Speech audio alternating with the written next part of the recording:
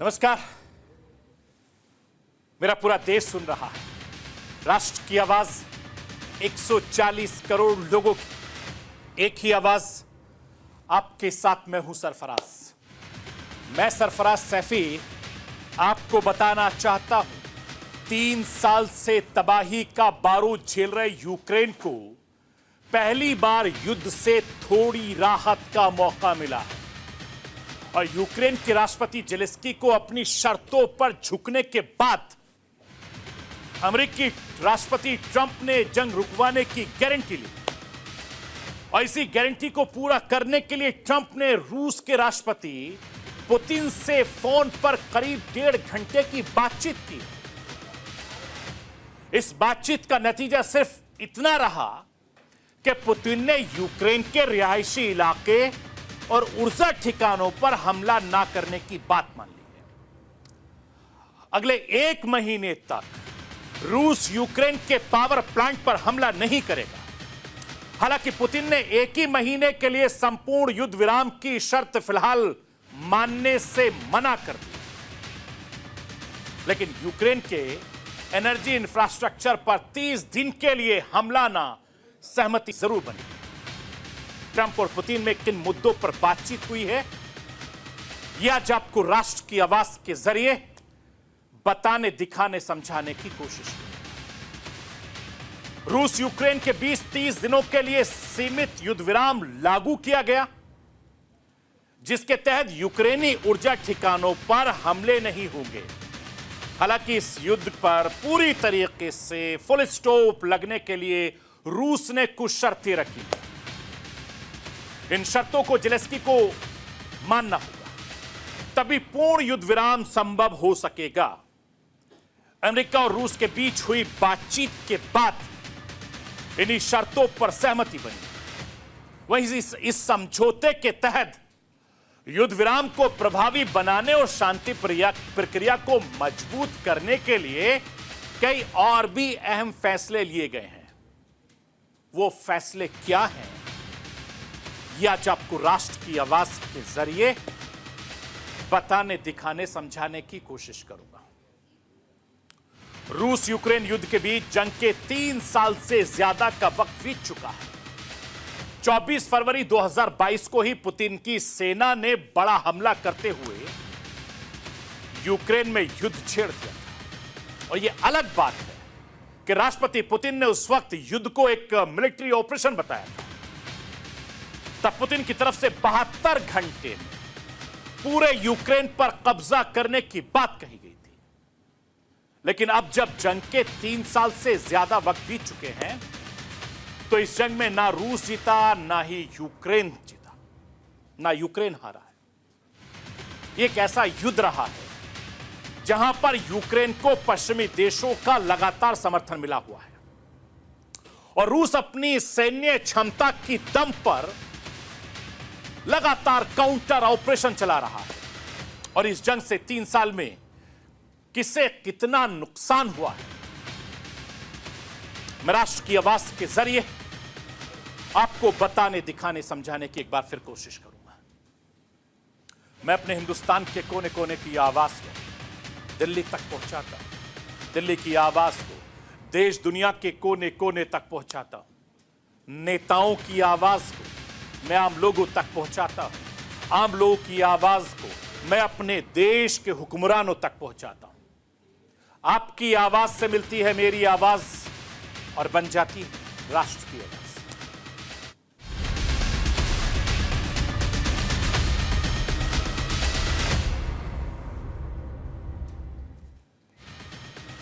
रूस यूक्रेन जंग की वजह से पूरा यूरोप पिछले 3 साल से तबाह हुआ। यूक्रेन 3 साल से ज्यादा वक्त से ज्यादा बारूदी तबाही झेल रहा है। रूस यूक्रेन युद्ध ने न सिर्फ यूक्रेन के बुनियादी ढांचे को तहस नहस कर दिया, बल्कि इसकी आर्थिक स्थिति भी पूरी तरीके से चरमा गई है। और इस जंग को खत्म करने की गारंटी अमेरिकी राष्ट्रपति डोनाल्ड ट्रंप ने दी। इसी गारंटी को पूरा करने के लिए ट्रंप ने रूस के राष्ट्रपति पुतिन से फोन पर बातचीत की। इस टेलीफोन कॉल से दुनिया को बहुत ज्यादा उम्मीदें थी। दुनिया के दो सबसे बड़ी ताकतों के बीच हुई बातचीत से न सिर्फ यूरोप में छिड़ी जंग के खत्म होने के कयास लगाए जा रहे थे, बल्कि दुनिया को उम्मीद थी कि इस बातचीत से व्यापार पर लगी तमाम रोक खत्म होगी और रूस यूक्रेन जंग की वजह से जिस जंजाल में दुनिया फंसी हुई है उससे मुक्ति मिलेगी। ट्रंप और पुतिन ने फोन पर करीब 1.5 घंटे की लंबी बातचीत तो की। फिलहाल संपूर्ण युद्ध विराम पर सहमति नहीं बन सकी और पुतिन ने संपूर्ण युद्ध विराम की शर्त मानने से इनकार कर दिया। हालांकि यूक्रेन की एनर्जी इंफ्रास्ट्रक्चर पर 30 दिन के लिए हमला न करने की सहमति जरूर बनी है। रूस के हमले से 80% एनर्जी इंफ्रास्ट्रक्चर गंवा चुके यूक्रेन के लिए यह राहत की सांस जरूर हो सकती है और यही वजह है कि ट्रंप सरकार इसे युद्ध खत्म करने की पहली दिशा में पहला कदम बता रही है। और बातचीत के बाद ट्रंप ने क्या कुछ कहा, वो राष्ट्र की आवाज के जरिए आपको वो भी बताऊंगा। ट्रंप ने पुतिन के साथ बातचीत के बाद सोशल मीडिया पर लिखा है कि हम ऊर्जा बुनियादी ढांचों पर तत्काल युद्ध विराम के लिए सहमत हुए। हम पूर्ण युद्ध विराम के लिए तेजी से काम करेंगे और रूस यूक्रेन के भयानक युद्ध को पूरी तरीके से जरूर खत्म करेंगे। रूस की तरफ से ही सीमित युद्ध विराम पर सहमति बनने की जानकारी भी दी गई। मैं आपको यह भी बताना चाहता हूं कि रूस यूक्रेन जंग को लेकर दुनिया की यह सबसे अहम बातचीत थी। अमेरिका के राष्ट्रपति ट्रंप और रूस के राष्ट्रपति पुतिन के बीच हुई इस टेलीफोनिक बातचीत में जंग खत्म करने, कैदियों की अदला बदली और यूरोप की भूमिका जैसे कई मुद्दों पर उठे। हालांकि ट्रंप और पुतिन के बीच युद्ध विराम को लेकर फोन पर हुई इस बातचीत में जितनी चर्चा युद्ध विराम की शर्तों की नहीं हो रही है, उससे ज्यादा चर्चा पुतिन के रुख की हो रही है। चर्चा है कि रूसी राष्ट्रपति पुतिन ने अमेरिकी राष्ट्रपति ट्रंप से बातचीत के लिए घंटे भर से ज्यादा का वक्त का इंतजार कराया था और दोनों राष्ट्राध्यक्षों के बीच शाम 4 बजे से 6 बजे तक बातचीत का वक्त था। लेकिन पुतिन शाम 4 बजे मॉस्को में निवेशकों के कार्यक्रम में मौजूद थे और जैसे ही पुतिन को ट्रंप के साथ उनकी कॉल के बारे में बताया गया तो उसका मजाक बना दिया। इसके अलावा पिछले हफ्ते पुतिन ने बातचीत के लिए मॉस्को पहुंचे थे। विशेष दूत स्टीव विटकॉफ को पूरे 8 घंटे इंतजार भी करवाया था। हालांकि इस बातचीत से जो दुनिया को युद्ध विराम की उम्मीदें थीं, वो तो नहीं हो सका, लेकिन फिलहाल इस जंग से थोड़ी राहत जरूर मिली। करीब 90 मिनट तक चली इस जंग में और इस बातचीत में किन बातों पर सहमति बनी है, वो राष्ट्र की आवाज के जरिए आपको बताना चाहता हूं। पुतिन 30 दिनों तक यूक्रेन के ऊर्जा ठिकानों पर हमला नहीं करने के लिए राजी हो गए, बशर्ते यूक्रेन भी रूस के एनर्जी ठिकानों पर हमला नहीं करेगा।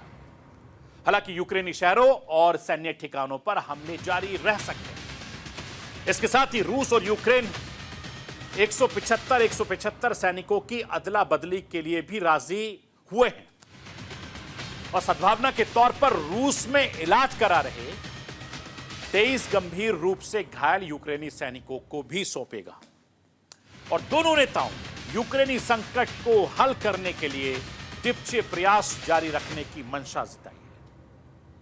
इसके लिए रूसी और अमेरिकी विशेषज्ञ समूह भी बनाए जाएंगे। जिस युद्ध विराम की उम्मीद इस बातचीत से दुनिया कर रही थी, फिलहाल उसे झटका लगा है। हालांकि इस बातचीत के बाद कुछ हमले जरूर कम होंगे और युद्ध के दौरान रूस और यूक्रेन एक दूसरे के ऊर्जा बुनियादी ढांचे पर हमला करते रहे। अब पुतिन इस बात पर भी सहमत हुए हैं कि ऊर्जा क्षेत्र पर हमले पूरी तरीके से रोके जाएंगे और इस समझौते का उद्देश्य यूक्रेन और रूस दोनों की अर्थव्यवस्था को स्थिर बनाना और यूरोप में ऊर्जा संकट को कम करना है। मैं आपको यह भी बताना चाहता हूं कि पुतिन और ट्रंप के मिडिल ईस्ट और लाल सागर क्षेत्र सहित अंतर्राष्ट्रीय मुद्दों पर भी चर्चा की। संकटग्रस्त क्षेत्रों में स्थिरता, परमाणु प्रसार को काबू करने और वैश्विक सुरक्षा के सहयोग के लिए संयुक्त प्रयासों की बातचीत हुई है। इससे रूसी अमेरिकी संबंध बेहतर होने की संभावना है। रूस की मांग है कि 30 दिनों के सीज फायर के दौरान यूक्रेन में सेनाओं की गतिविधि बंद करें। इसके साथ ही ब्लैक सी में जहाजों की सिक्योरिटी के मुद्दे पर बातचीत शुरू हुई। वैसे रूस अमेरिका के बीच जंग को लेकर पिछले कुछ दिनों से चार बार बातचीत हो चुकी है। आखिर रूस अमेरिका के बीच जंग को लेकर कब कब बातचीत हुई है, मैं राष्ट्र की आवाज के जरिए आपको बताना चाहता हूं। पहली बातचीत 12 फरवरी 2025 को हुई थी, जब ट्रंप और पुतिन के फोन पर बातचीत हुई। दूसरी बातचीत 27 फरवरी को इस्तांबुल में अमेरिकी और रूसी डिप्लोमेट्स की बैठक में हुई थी। तीसरी बातचीत 13 मार्च को ट्रंप के विशेष प्रतिनिधि स्टीव विटकॉफ की पुतिन से मुलाकात की है। और चौथी बातचीत 18 मार्च को ट्रंप और पुतिन ने सीज फायर पर 90 मिनट की बातचीत। और इस बातचीत के बाद व्हाइट हाउस ने सोशल मीडिया पर एक बयान जारी कर दोनों नेताओं के बीच हुई बातचीत का ब्यौरा दिया है। और दोनों नेताओं ने माना है कि यूक्रेन में युद्ध की वजह से यूक्रेन और रूस दोनों को भारी नुकसान हुआ है। व्हाइट हाउस ने अपने बयान में क्या कुछ कहा है, मैं राष्ट्र की आवाज के जरिए वो बयान भी बताना चाहता हूं।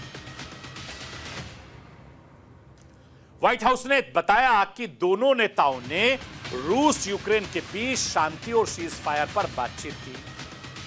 दोनों नेताओं ने स्थायी शांति के लिए रूस और यूक्रेन युद्ध खत्म करने को जरूरी बताया। दोनों ने सहमति जताई कि शांति की शुरुआत ऊर्जा और इंफ्रास्ट्रक्चर जैसे बुनियादी ढांचों पर सीज फायर के साथ होगी। और इस बातचीत को लेकर रूस ने भी अपना बयान जारी किया है। रूस ने क्या कुछ कहा है वो भी राष्ट्र की आवाज के जरिए आपको दिखाना चाहता हूं। रूस की तरफ से यह बताया गया कि राष्ट्रपति पुतिन ने यूक्रेन में संघर्ष विराम के लिए कुछ शर्तें बताई, जिन पर आगे चर्चा की जाएगी। और यह बातचीत दोनों देशों के संबंध में नया मोड़ ला सकती है और भविष्य में शांति स्थापित करने में सहायक भी हो सकती है। यानी साफ है कि पुतिन सीज फायर के लिए तैयार हैं, लेकिन अपनी शर्तों पर। फिलहाल 30 दिनों के लिए यूक्रेन की ऊर्जा ठिकानों पर रूस कोई हमला नहीं करेगा, लेकिन इसका स्थायी समाधान निकालने के लिए रूस और यूक्रेन के बीच आगे और गहरी बातचीत होगी। इस मुद्दे को लेकर रूस और अमेरिका ने एक संयुक्त विशेष समिति बनाने का फैसला लिया है, जो युद्ध विराम को स्थायी रूप से लागू करने का समाधान खोजेगी।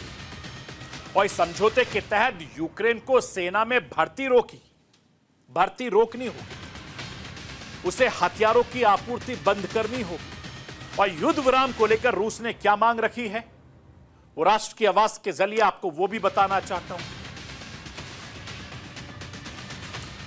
अमेरिका और यूरोप यूक्रेन की हथियार सप्लाई रोकेगा। जंग के दौरान कब्जाई जमीन पर रूस का ही कंट्रोल रहेगा। नाटो देश वादा करे कि वो यूक्रेन को मेंबरशिप नहीं देंगे। युद्ध विराम के दौरान यूक्रेन न्यूट्रल पोजीशन में भी रहेगा। रूस और यूक्रेन दोनों को इस बात पर सहमत होना होगा कि वो इस समझौते का उल्लंघन बिल्कुल नहीं करेंगे। अगर कोई भी पक्ष इस समझौते का उल्लंघन करता है तो उस पर अंतर्राष्ट्रीय प्रतिबंध लगाए जा सकते हैं। यह समझौता सिर्फ अस्थायी युद्ध विराम तक सीमित नहीं रहेगा, बल्कि इसे स्थायी शांति की दिशा में पहला कदम माना जा रहा है। अब देखने वाली बात होगी कि क्या पुतिन और जेलेंस्की इन शर्तों को पूरी तरीके से मानते हैं। और इस युद्ध को खत्म करने के लिए ठोस कदम उठाते हैं। मैं आपको यह भी बताना चाहता हूं कि रूस यूक्रेन के बीच जंग पिछले 3 साल से ज्यादा वक्त से चल रही है। पिछले 3 साल से रूस यूक्रेन लगातार विनाश की आग में जल रहा है, लेकिन फिर भी अभी तक इस जंग का कोई नतीजा नहीं निकलकर दुनिया के सामने आया है। 3 साल पहले 24 फरवरी 2022 को रूस ने यूक्रेन पर हमला बोला था और लगातार राष्ट्र की आवाज के जरिए पिछले 3 साल से इस खबर को प्रमुखता से दिखा रहा है। यूरोप की पूरी तरीके से जियोपॉलिटिक्स भी बदल गई है, यह भी बार बार आपको बता रहा हूं। दूसरे विश्व युद्ध के बाद यूरोप पर सबसे बड़ा संकट मंडरा रहा है, यह भी पिछले 3 साल से राष्ट्र की आवाज के जरिए लगातार इस खबर को उठा रहे हैं। और जंग के 3 साल बाद भी ना रूस रुकने को तैयार है, ना यूक्रेन झुकने को तैयार है। और वक्त के साथ दोनों के जंगी तेवर और ज्यादा खतरनाक होते जा रहे हैं। लेकिन 3 साल बाद पुतिन ट्रंप की बातचीत से थोड़ी उम्मीद जरूर जागी है। लेकिन 3 साल से चल रही इस जंग में रूस के हमलों से यूक्रेन के कई शहर खंडर और वीरान हो चुके हैं। लगातार राष्ट्र की आवाज के जरिए उन खबरों को भी प्रमुखता से मैं आपको दिखाता रहा। इस जंग में यूक्रेन को कितना नुकसान पहुंचा है, वो राष्ट्र की आवाज के जरिए आपको दिखाना चाहता हूं। लाइए स्क्रीन पर। एक रिपोर्ट के मुताबिक 24 फरवरी 2022 को जंग की शुरुआत के बाद यूक्रेन की 11% जमीन पर रूस ने कब्जा कर लिया था। अगर 3 साल 2014 से तुलना करें तो रूस यूक्रेन के 18% जमीन पर कब्जा कर चुका है। यूक्रेन के डोनेट्स्क, लुहांस्क, खेरसोन और जोपोरिजिया प्रांतों पर रूस का कब्जा है।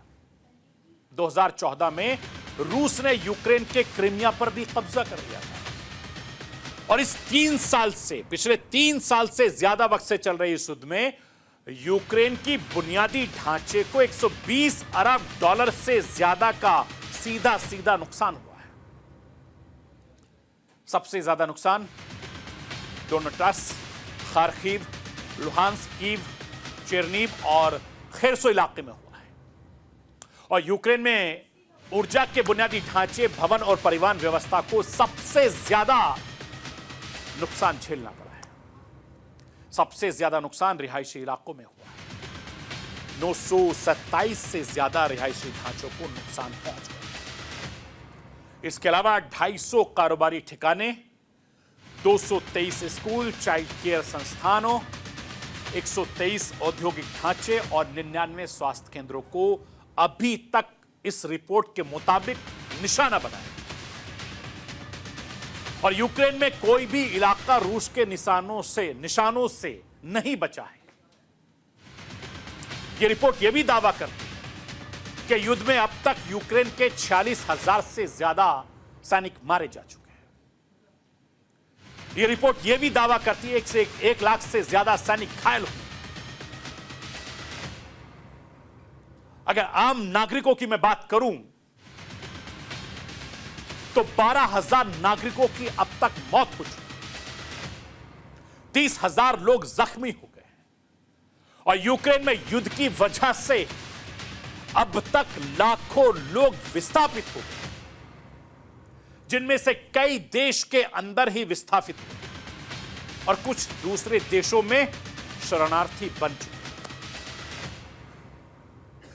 मैं आपको यह भी बताना चाहता हूं कि इस जंग में यूक्रेन का अकेले नुकसान नहीं हुआ है, बल्कि रूस का भी इस जंग से काफी ज्यादा नुकसान हुआ है। और यूक्रेन ने भी रूस के बड़े इलाके पर कब्जा किया है, जबकि रूस के कई शहरों को ड्रोन हमलों से भारी नुकसान पहुंचा है। और इस जंग से रूस को भी सबसे ज्यादा नुकसान उसके सुपर पावर वाली छवि पर हुआ है। और इस जंग से सुपर पावर के तौर पर रूस की शाख को काफी ज्यादा धक्का पहुंचा है। और इस जंग में हजारों रूसी सैनिक मारे गए। रूस की इकोनॉमिक पूरी तरीके से हालात। अब इस जंग में रूस को कितना नुकसान हुआ है, मैं राष्ट्र की आवाज के जरिए आपको वो भी बताना दिखाना चाहता हूं। लाइए स्क्रीन पर। यूक्रेन की डिफेंस मिनिस्ट्री के मुताबिक इस जंग में अब तक रूस 1,80,000 सैनिक गंवा चुका है। इस दौरान अमेरिका ने 500 रूसी कंपनियों पर प्रतिबंध लगाया। रूस यूक्रेन जंग में 6 अगस्त 2024 को पहली बार ऐसा हुआ कि जब यूक्रेन ने रूस में घुसकर उसके क्रुस्क इलाके पर कब्जा कर लिया। और इस रिपोर्ट में यह भी दावा किया गया कि रूस ने 10,161 टैंक, 16,760 बख्तरबंद लड़ाकू विमान, 23,881 विमान, oil tank 23,528, artillery system 1,176, multiple launch rocket system 940, air defence system 368 जहाज, 328 हेलीकॉप्टर्स, 14,560 ड्रोन, नाव और पनडुब्बी को अब तक खोया है इस जंग में। अगर इस जंग से आर्थिक नुकसान की अगर मैं बात करूं तो रूस और यूक्रेन के बीच चल रही इस जंग की वजह से आर्थिक नुकसान अरबों खरबों में हुआ है। सोचिए, जंग किसी मसले का हल नहीं है। एक छोटा सा देश जिसको बहुत कमजोर समझा था, एक ताकतवर मुल्क से किस तरीके से भिड़ा और छोटे से मुल्क ने किस तरीके से बड़े मुल्क को तबाह कर दिया, इसका अंदाजा लगाइए। इसलिए किसी को छोटा नहीं समझाना चाहिए। वो लगातार 3 साल से बड़े मुल्क को टक्कर दे रहा है। जरा देखिए कितना नुकसान हुआ। लाइए स्क्रीन पर। इस जंग से 110 लाख करोड़ का रूस को अभी तक नुकसान हुआ है और यूक्रेन को करीब 55 लाख करोड़ का नुकसान हुआ है। नुकसान दोनों तरफ से हुआ है।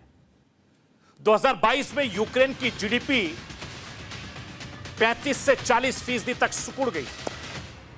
हालांकि 2023-24 में इसमें मामूली सुधार हुआ था, लेकिन अभी भी युद्ध से पहले के हालात बहुत नीचे हैं। यानी 3 साल से ज्यादा जंग से चल रही इस जंग से एक से बढ़कर एक नुकसान हुआ है। हथियारों का इस्तेमाल हुआ है। यूक्रेन को जहां नाटो देशों ने हथियार से पाट दिया था, वहीं रूस ने भी नए नए हथियारों से हमला करके यूक्रेन को टेस्टिंग ग्राउंड बना दिया था। लेकिन 3 साल से ज्यादा वक्त से चल रही इस जंग की वजह से सिर्फ और सिर्फ लोगों का प्लान, 3 साल में दोनों देशों को काफी ज्यादा नुकसान हुआ है। मजे कोई और ले रहे हैं। 3 साल से अब तक इस जंग का कोई हल नहीं निकला है। इसीलिए रूस यूक्रेन इस जंग का हल टेबल के जरिए ही सुलझना होता है। बिना टेबल के कोई जंग नहीं सुलझ सकती, जिसका जिक्र शुरुआत में ही हिंदुस्तान के प्रधानमंत्री नरेंद्र मोदी ने कहा था।